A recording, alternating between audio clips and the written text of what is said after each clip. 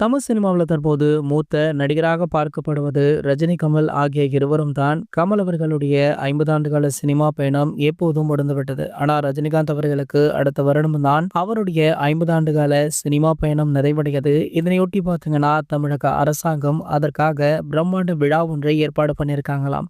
இந்த விழாவை முதல்வர் ஸ்டாலின் அவர்கள் தான் ஏற்பாடு பண்ணியிருக்காரு. அது மட்டும் இல்லாம தலைவர் ரஜினிகாந்த் அவர்கள் தற்போது திமுகவிற்காக நிறைய உதவிகளை பண்ணிட்டு இருக்காரு.